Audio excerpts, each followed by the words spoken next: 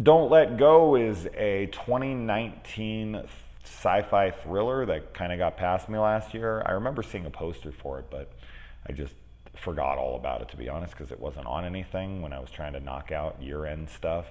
And I got to see it now, and this stars David Olio, I think is how you say his name, and it also has Alfred Molina in it and a few familiar faces. Now, what this is about is a detective who has his brother, his wife, or his brother's wife, so his sister-in-law, and his niece are all murdered.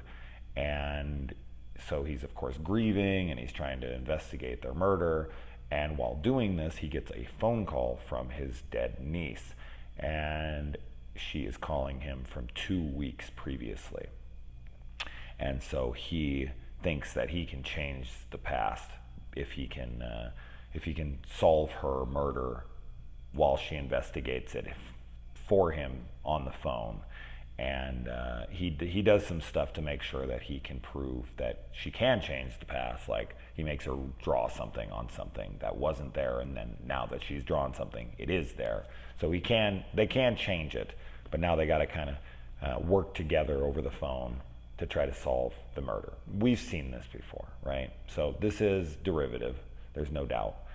As I've said a million times, there's nothing original anymore, but it's the execution that matters.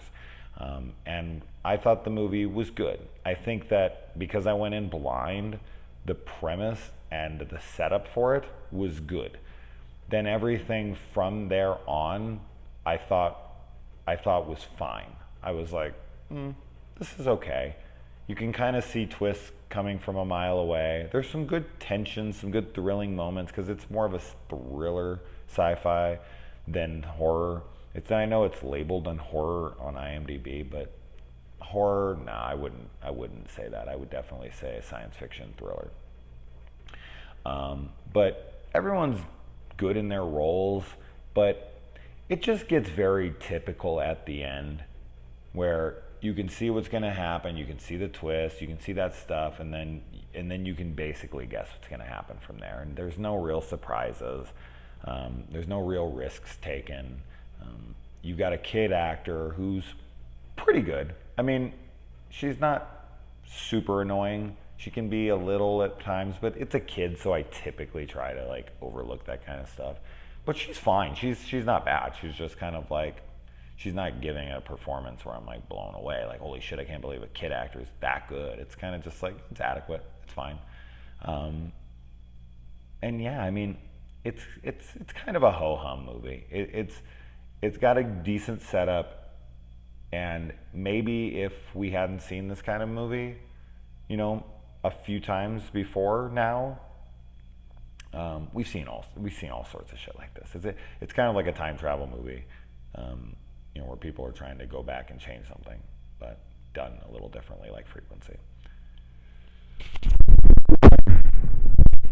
Bless me. So yeah, not one I would run to, but not a bad watch if that premise sounds good to you and you're like, oh shit, I like that premise a lot. I'm gonna go check that out. I'm not gonna dissuade you from that, but I'm also not gonna try to persuade you if it's not something that sounds all that great to you, because it doesn't take this it doesn't take this old idea and make it fresh to me. It just kind of is paint by numbers.